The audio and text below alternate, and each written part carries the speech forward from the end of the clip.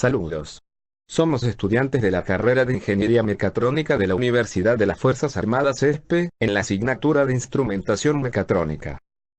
En este video trataremos los siguientes temas. Primero, características de las señales digitales.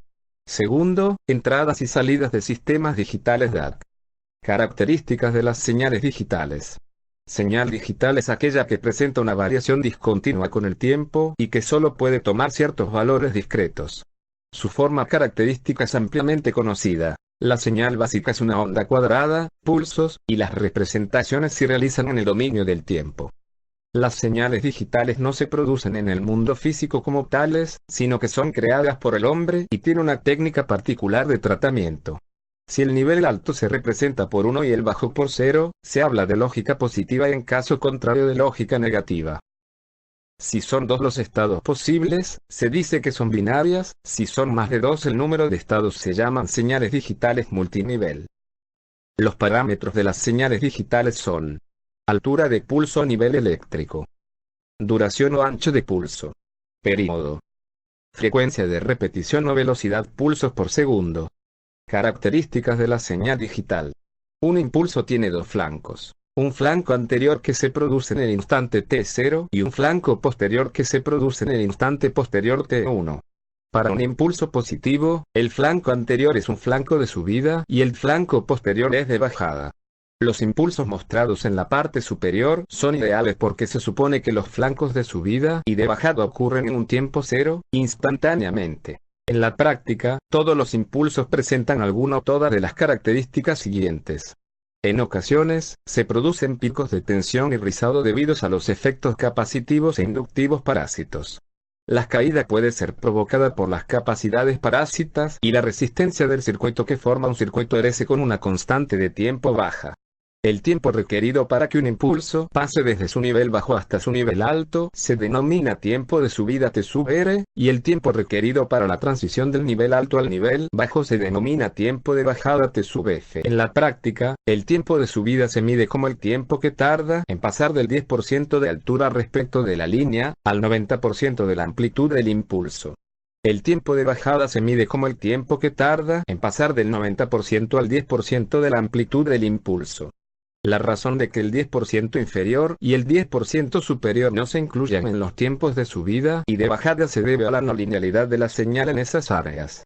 El ancho del impulso TW es una medida de la duración del impulso y, a menudo, se define como el intervalo de tiempo que transcurre entre los puntos en que la amplitud es el 50% en los flancos de subida y de bajada.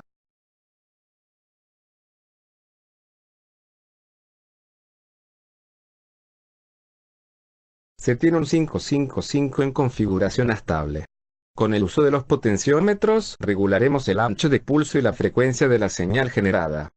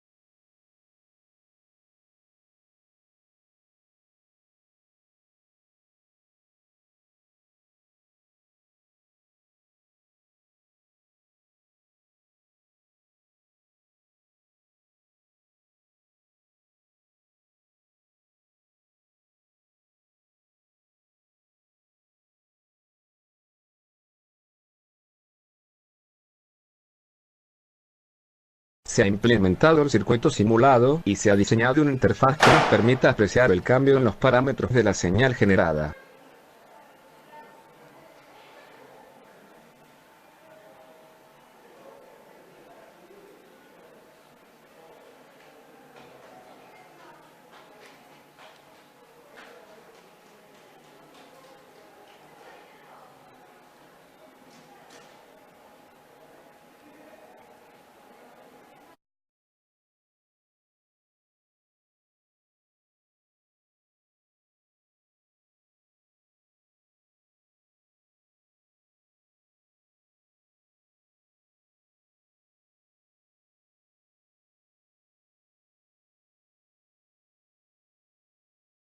Ahora podemos observar una señal periódica.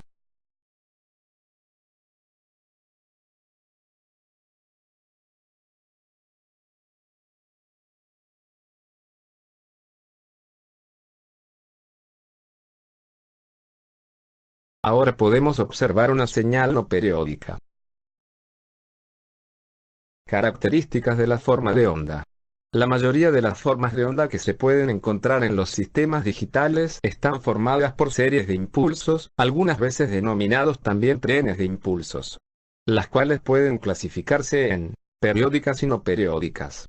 Un tren de impulsos periódico es aquel que se repite a intervalos de tiempo fijos. Este intervalo de tiempo fijo se denomina período T. La frecuencia f es la velocidad a la que se repite y se mide en hercios. Por supuesto, un tren de impulsos no periódico no se repite a intervalos de tiempo fijos y puede estar formado por impulsos de distintos anchos o impulsos que tienen intervalos distintos de tiempo entre los pulsos.